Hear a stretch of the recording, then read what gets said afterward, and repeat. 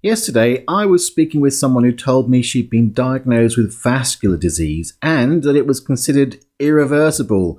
Well, that got us into a conversation that I consider a very important topic. Now, I have my own personal experience of, air quotes, healing the impossible.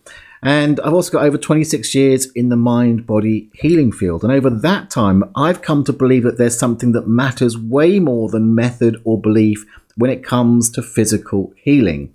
Spoiler alert, it's congruence. And in today's episode, I'm going to give you my perspective on why congruence is the secret to healing the impossible. We're going to talk about the myth of impossible, what I mean by congruence in this context, and what the challenges are to finding and maintaining your congruence. Plus, I'll give you my perspective on why some symptoms are a gift you can use rather than a problem to solve. So stay with me and let's dive into this juicy topic. Hit it, Kim. Welcome to the Be a Brilliant Human podcast. You're in the right place if you're a growth-seeking being who acknowledges the challenges and delights of your humanity on the path to an ever more conscious life. If you want to feel inspired to love and accept yourself, to feel free to be and express you in all your brilliance, if you want to truly value yourself and others and feel energized and alive both at home and in the world, then sit back and take a breath as you explore and grow the brilliance of your beautiful human self with your host, the father of non-personal awareness and creator of the MPA process, Joel Young. Hello, and welcome to the Be a Brilliant Human podcast with me, Joel Young. I'm delighted that you're here. We are on episode number 86, which if you're a regular, you'll know that means you can go and find the show notes. If you go to www.beabrillianthuman.com/86. And if you are new to the show, welcome. And there are 85 previous episodes at this point. If you're joining now, if you're joining later, there'll be more. That you can go and enjoy. And if you know the number of the episodes, I often reference them in these. You can just do that, www.beabrillianthuman.com/the number of the episode and find the show notes for that. Or just go to that core URL and you'll find a list there of all the ones that we've done in the past. So thanks so much for being here. If you like this at any point during the show, you're listening and go, oh, this is pretty cool. Hit that subscribe button. You'll get notifications of every time a new episode comes out. And of course, it's a great help to me because it tells the podcast platforms that you think I'm cool. And if you think I'm cool, then they'll think I'm cool and they'll tell other people that I'm cool. It's a positive loop. So go ahead, hit that subscribe button. So before we get into the content today, it would be crazy of me not to mention that right now we've got MPA Mastery. The doors are open. Now, if you're brand new and going, MPA Mastery, what's he talking about? I should start at the beginning. MPA stands for non-personal awareness, and people first meet it usually with the MPA process. It's something that obviously I talk about a lot on this show because I'm probably best known as the creator and custodian of MPA. In a nutshell, it's a simple way to stop taking things personally. Deeper than that, really, it's about, if you really dive into the non-personal awareness and MPA, the process, then it's going to change your life. That's a bold statement, isn't it? It's going to change your life. But how, Joel? How will it change your life? Well, it's really simple, but what it does is when you stop taking things personally, you go from being that gnarly old frying pan where you stick an egg in it to fry it up, and it gets all stuck and it's a nightmare to clean, and you end up always with stuff remaining on it, to a nice, shiny, brand new Teflon one where you can have the perfect egg cooked, fully experience it, and yet it'll just slide off with no residue. How fab is that? You can download the process absolutely free. You'll find it on today's show notes throughout the Be a Brilliant Human website, or you can go to the sort of core of where MPA is talked about, which is joelyoungmpa.com. Or if you're interested in the courses, you can go to the npaacademy.com. And speaking of courses, that whole resistance-free effect of MPA, you can use it for personal development, just work on yourself in that way. But in the hands, if you're a coach or a therapist, a change worker of some sort, then in your hands, it's going to become something which transforms your practice. not only going on to MPA Mastery do you get a whole suite of tools that are in the vein of magic that is MPA, but MPA Mastery is really about becoming, I'm going to be bold again and say, in the top 1 to 4% of all therapists, coaches, and change workers on the planet. Why? Because threaded through MPA, and certainly within the Mastery course, it'll show you how you can become completely resistance-free. Resistance is everything. It's like, it really is. If you're a practicing coach, resistance, if you get sticky clients that are blocking you, there's resistance at play. And that can also affect how many clients you attract and all this kind of stuff.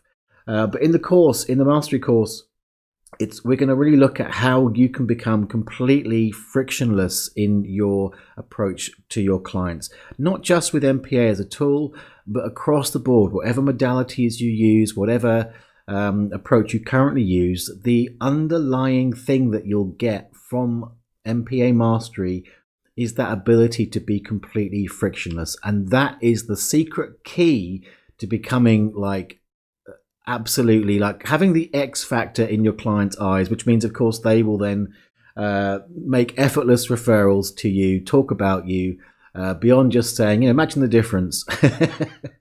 It's good client testimonials say, yeah, that was really good, but it was hard work, versus it was amazing, it was magical, and it was so easy.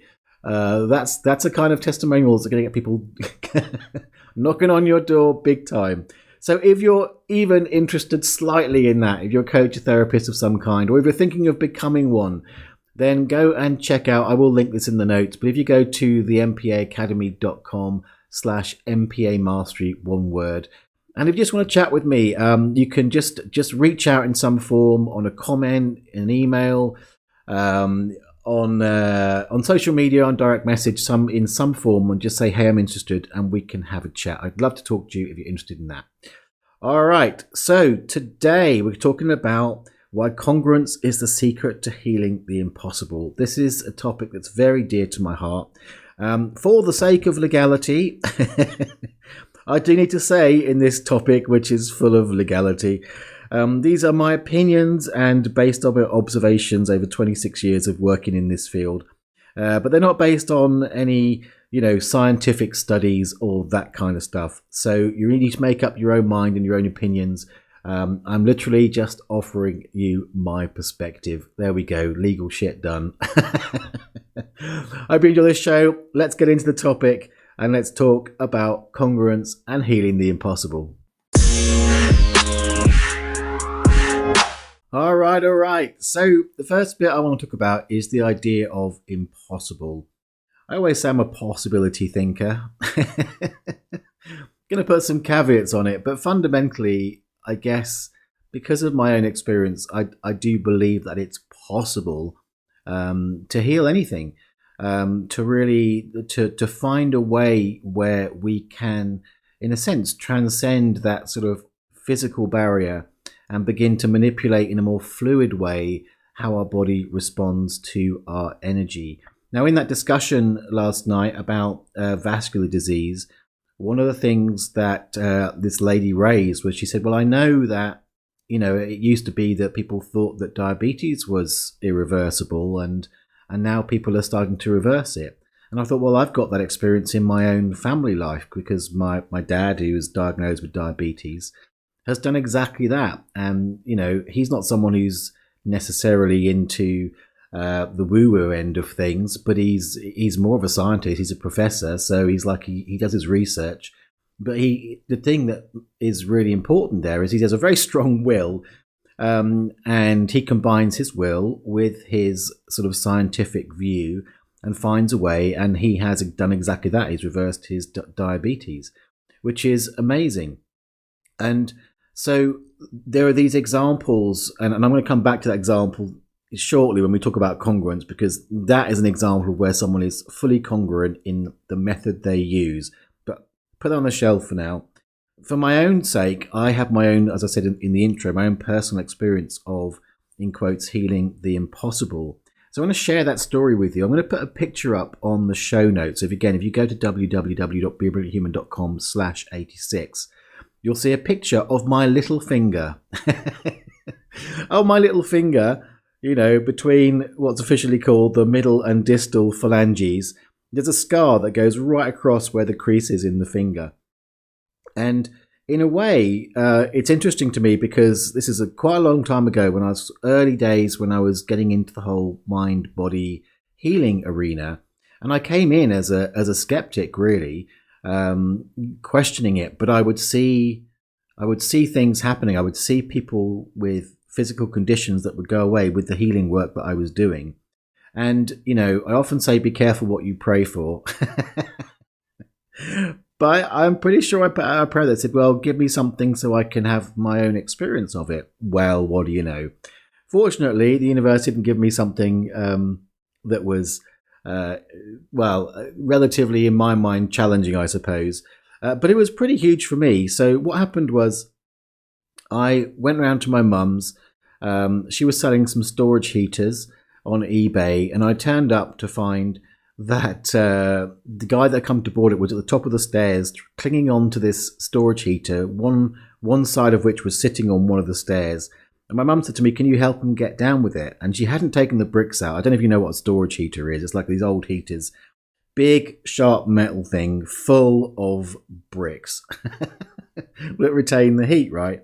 Hadn't taken it out, and he was trying to get it down these steep stairs. She says, can you help him? My whole body went, no, that's crazy. The angle of it, it's just that something bad is going to happen. But at the time, I was feeling very duty bound, guilt tripped by my mum. I'm going to own that as my own internal way of dealing with it. So I agreed, in spite of everything screaming not to. So I get my hands under it. The guy pulls it forward. It drops, the whole weight of it. My back was in a terrible position as well. It dropped on my finger and literally sliced through the tendon. It was like a ping. It just went. And I'm a guitarist, so it's on my left hand. I need that finger to be solid so I can play chords. And I was furious. I was devastated. I was kicking myself. It was like, that's madness. But what I was left with a finger where the little finger, the middle and distal, the end phalanges, there was no bending in it. It was floppy. I could flop it both ways completely. It was insane. So my first port of call was to go to the doctors, saw a surgeon, and he said, and he told me the story. He said, well, look, it's a tendon, it's elastic, it's gone. There's absolutely no way that will repair itself.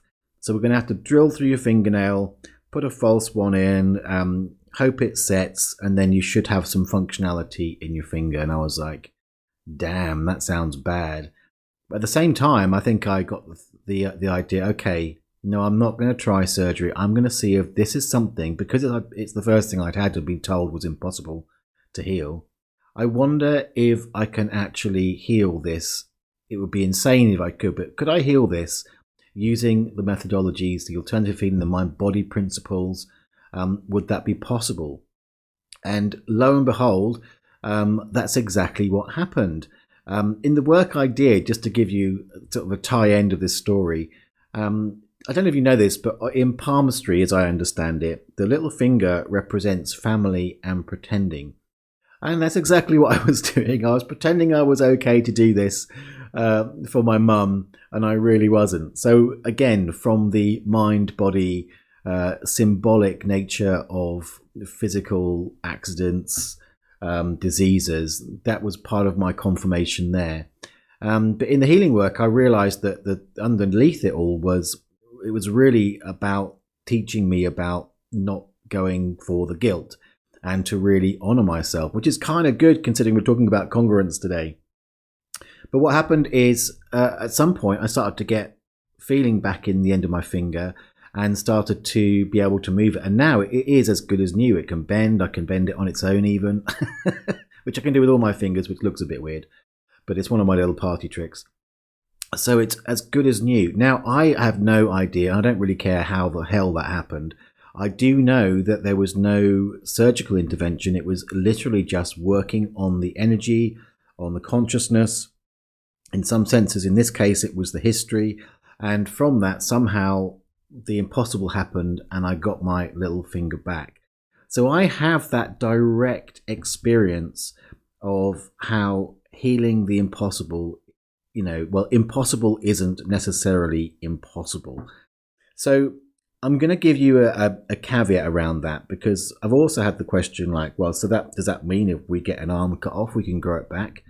Well, from that sort of possibility thinking, I think it's possible, but I'm not sure it's possible yet. And here's why, and here's where it gets really, really interesting. I think there's a way that we have, or I'm going to give you a non-personal perspective. Let me put it this way. The non-personal perspective is that we are always in a bath of energy beyond ourselves. There are different levels of it, but if we talk about the human consciousness, so every single one of us as a human is subject to human consciousness, and there are barriers in the human consciousness. Now, that isn't to say that it's impossible. It just means that there's a point at which the barrier hasn't been broken yet. A classic story to illustrate this is, Roger Bannister and the 4-minute mile. There was a barrier in human consciousness that said it wasn't possible to break the 4-minute mile. But did I say Richard? It's Roger. I think it's Roger Bannister. I'm doubting myself. One of those. Mr. Bannister. Someone's going to tell me, put me straight. I don't know what I said. Mr. Bannister was very determined, and he got into a place of believing in the possibility. And again, I'm going to say here, he was congruent that he could break that barrier. And indeed, at some point, he did. And the interesting thing about that is that once he'd done that, he demonstrated the possibility. It was in very short order, other people came along behind him and also broke that barrier, to the point where it's, I wouldn't say it's common, but it's certainly common knowledge that, of course, it's possible to break the 4-minute mile barrier.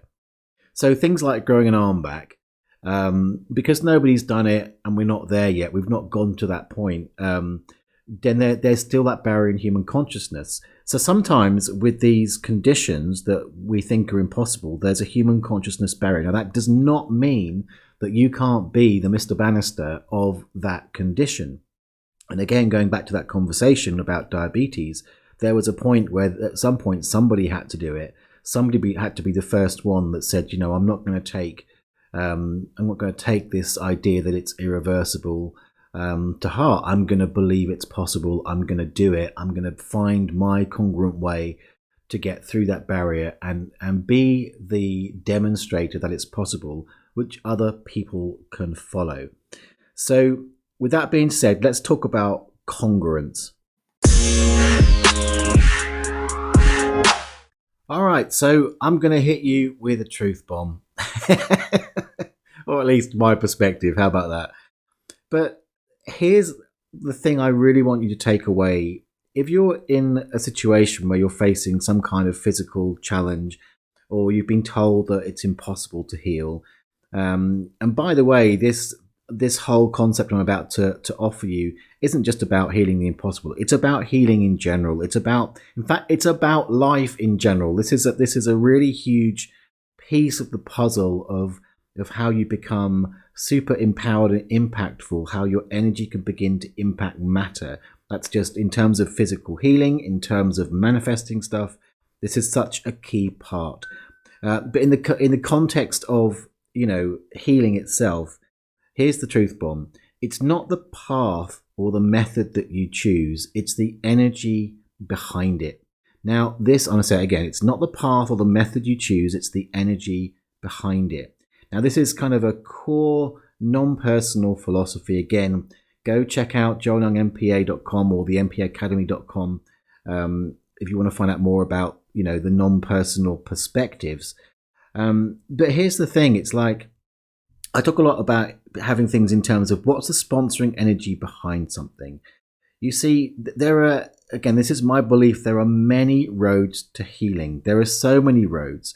It's not about there being a right and a wrong one. This is where we become incongruent, is when we believe there's a way and we have to get the right one. Then we second guess ourselves, and then we take other people's opinions on, and we don't find our own truth in relation to the healing path that we're on.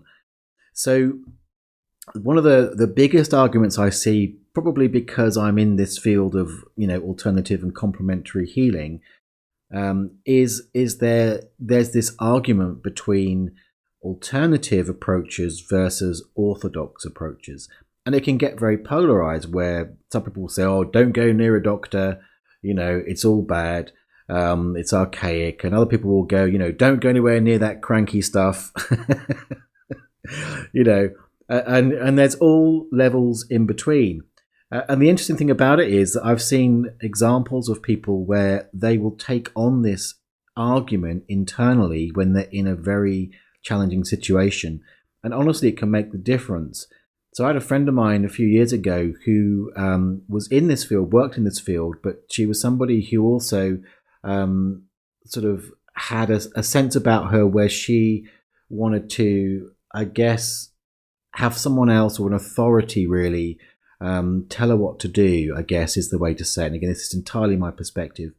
And she was diagnosed with terminal cancer. And I watched her over several years flip-flop between being healed and going back into remission. Now, again, totally owning this as my perspective, but what I watched her do over those years was I watched her be incongruent in herself in relation to it. So she would do a lot of internal work where I would guess her heart was at in terms of using alternative methods, inner processes, and then she would get into remission. And then, she'd be told by the doctors, well, we need to be sure, we need to keep you on the tests, and you have to come back and do an additional round of chemo and these kind of things. And even though I would have conversations with her and watch her go, I don't know if it's right, but I just want to be sure. It was like that undermined her own congruence. She went back, and every time she went back, it would come back again. Now, I want to be really super clear here, and she passed away, unfortunately. I want to be really clear here. What I'm not saying here is that the orthodox medicine was wrong and the alternative was right. What I'm trying to highlight with this, by sharing this story, is that from my perspective, and this is the point, it was the incongruence, it was the energy behind it that did it. From my understanding, I knew her ever so well. I believe her heart was really with the alternative, but that lack of congruence, taking on the doctor's authority opinion, was what undermined it and meant ultimately she couldn't sustain the healing. So again, if you look at alternative and orthodox medicine, just staying with this particular aspect, there can be lots of different conflicts, but this one, when you really break it down, each of those arenas can have conflict within themselves. If you go into orthodox medicine, there can be arguments between different factions of orthodox medicine about what's the best treatment for any particular condition. Same goes in the alternative and complementary therapies. People will fight their corner for their particular approach or their method. And even, with their clients, make other approaches wrong. Now, I think, I'm going to soapbox for a moment. I think that's hugely irresponsible. I think that if you can do anything, and again, this brings me back to MPA mastery, it's really about dropping your agenda about what is the right way. As a coach, a therapist, a well-being practitioner, and I would also say as a doctor, it's like if you can help someone to find their congruence, find what truly connects with themselves, then their healing journey and the possibility of healing those really challenging things is going to be logarithmically, exponentially much higher rate of their body, mind, and the physical methods working together in a way that brings them into wholeness and into healing. So let's get into the nub of what I mean by congruence. So it's really about knowing what's right for you. In a sense, you could call it trusting your gut. And it's something that is, you can't put a formula on it, but what you can do is learn the skill and begin to do the work that allows you to have faith in yourself. Trusting, and it may take experimentation through the time, to really know your own mind, to know what matters to you, what resonates with you, and then really stand in it. And this can be a huge boundary issue. It's part of, I've got a course called Boundary Bootcamp. You can go and check that out. Again, the mpaacademy.com/boundary bootcamp. I think it's one word. Should have checked this before I brought this up. I will link it in the show notes. But it can be a boundary issue, because one of the things that can really have an impact on our congruence is being influenced by other people's opinions. In fact, if you go and check out episode 72, it's all about, helping you to not be so influenced by other people's opinions. In fact, MPA itself is a fantastic tool for helping you to be, not influenced by other people's opinions. Now, I want to make a distinction here, because there's a difference to listening to other people's opinions, which I think is really, really important, and then choosing from your core to take from that information what resonates with you, as distinct from sort of being influenced, where you're listening to other people's opinions and then choosing their opinions over your truth based on either fear or people pleasing, or just, that sort of deep sense of self-doubt. So there's a real difference there. So it's really about coming into knowing what is the truth for you. And if you can drop your agenda about there being a right way forward and just really learn to listen to yourself, then you can become congruent. And then congruence, really in a space of grounded connection to yourself, is the energy from which you choose from the myriad of methods. And then that energy infuses whatever method or approach you choose as part of your healing path, which can be a zigzag checker path or a straight line. Doesn't matter, as long as you stay congruent.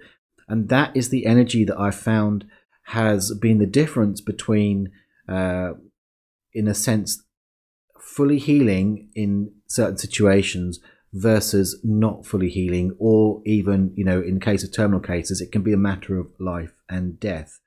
So it's pretty huge topic to cover here. There's a couple other episodes I want to point you to if there's something that you find a challenge. So episode 79 is how to get your needs met. And I mentioned that one because, again, when you're in a situation where you've got some kind of physical condition, you can often be surrounded by people who have those other opinions. They will tell you you're crazy for doing orthodox medicine, or they'll tell you that you're wrong for choosing chemo. Fuck them. Tell them what you need. But there's an episode 79 which says how to get your needs met, which again will help you look at, sometimes it can be a challenge because it is a need to have your truth be acknowledged and seen, at least within yourself, and within that, to get support on that is, I would say, a need.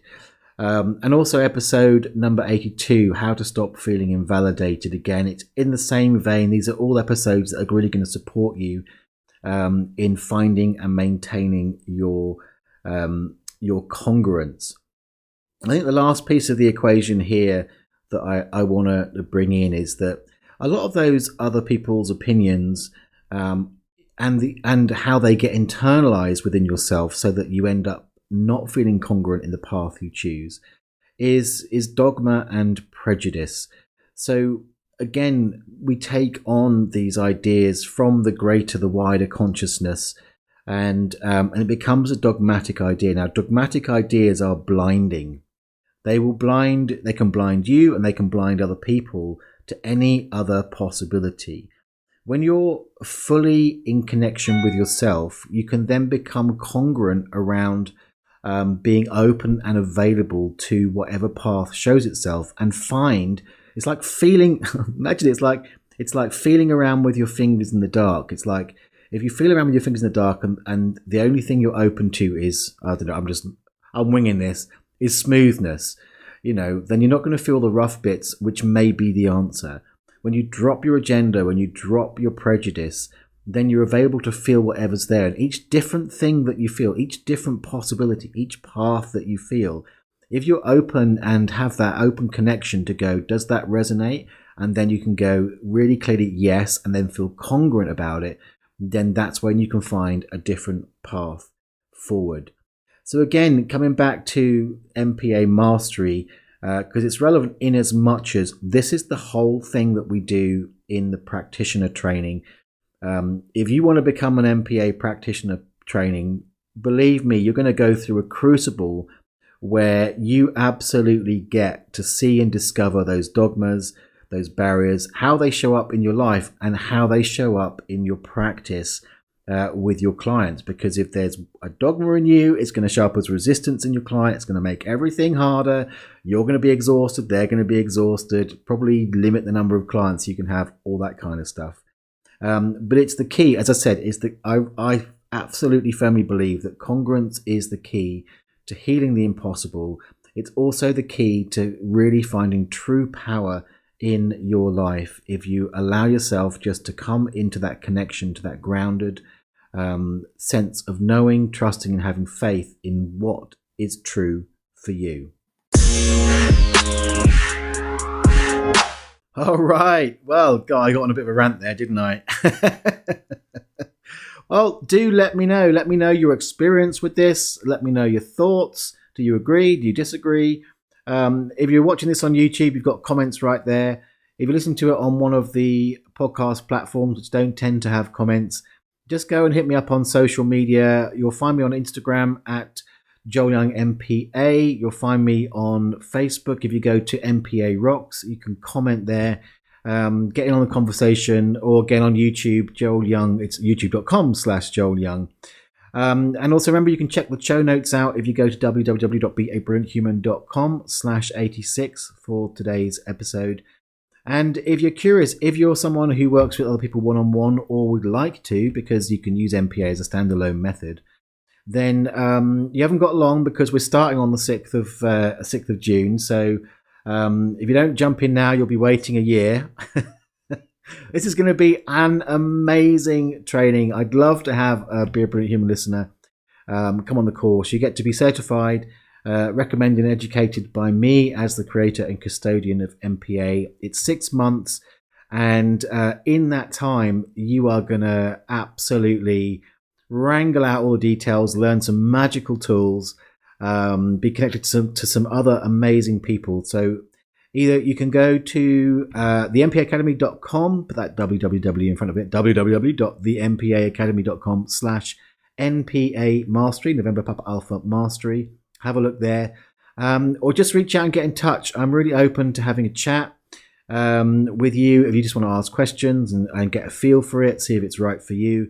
I'd love you to come join me, so go check that out. And if you haven't already hit that subscribe button, please do that. I would love you to subscribe and join us on this ongoing journey.